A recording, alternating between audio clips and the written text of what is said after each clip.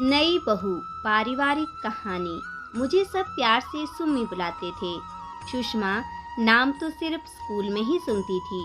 वह अपने बहन भाइयों में सबसे बड़ी होने की वजह से बचपन से ही जिम्मेदारी लेना उसके स्वभाव में ही आ गया था।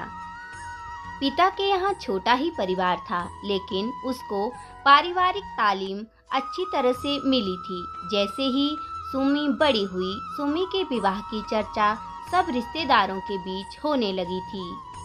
तो सुम्मी भी अपने ख्वाबों के राजकुमार को देखने लगी थी। पढ़ने में मेधावी सुम्मी भी कहीं ना कहीं उच्चाधिकारी की ही चाहत रखती थी। एक दिन सुम्मी के पिता को सुम्मी के लिए राजकुमार मिल ही गया। व्यवसायी राजकुमार, जो बड़े परिवार का बेटा था। जहां सुम्मी छोटे परिवार की बड़ी बेटी थी, वहीं संजू बड़े परिवार का छोटा बेटा था। सुम्मी और संजू दोनों का विवाह तय हो गया।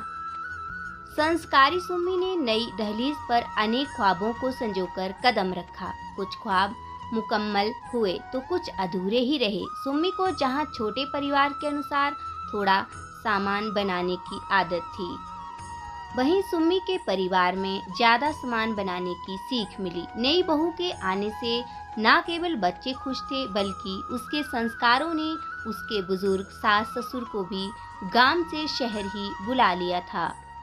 शुरू में भीड़ महसूस करने वाली सुम्मी बड़े परिवार में सामंजस्य बिठाने लग गई थी। सबकी इच्छाओं को पूरी करते करते नई बहू कब सबकी चहेती बन गई, पता ही नहीं चला। भरे पूरे परिवार में बस एक ही कमी थी कि सुम्मी की बड़ी जेठानी को कोई बच्चा नहीं हुआ था। मातृत्व सुख से वंचित सुम्मी की जेठानी मीना अक्सर उदास हो जाया करती थी। सुम्मी की दूरदर्शी आंखों ने मीना का दर्द समझ लिया और अपनी पहली ही संतान को जेठानी को देने की बात अपने पति संजू से कही। संजू की स्वीकृति के बाद बात मीना तक पहुंची।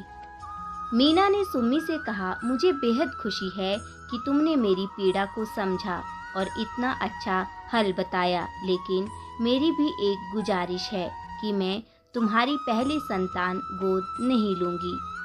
तुम्हें मातृत्व सुख से तृप्त करके ही मैं माँ बनूंगी। सुम्मी सबसे छोटी होने के कारण सुम्मी की सास उसे नई बहू ही पुकारती थी। नई बहू के सराहनीय फैसले के साथ बड़ी बहू मीना की समझदारी भरे फैसले पर सुम्मी की सास ने मोहर लगा दी। कुछ समय पश्चात सुम्मी एक बेटे की मां बन गई। बेटा बड़ा होने लगा। सुम्मी भी अपने वादे को पूरा करने की ओर आगे बढ़ने लगी।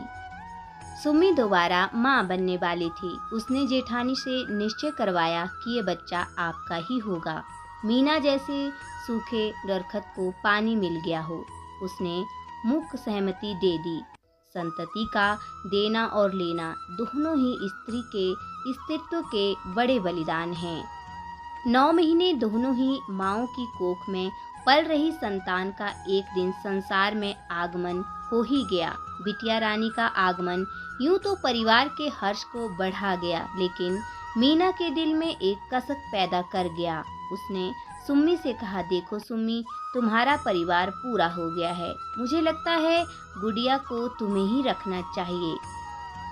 बहन और भाई को बहन भी मिल जाएगी।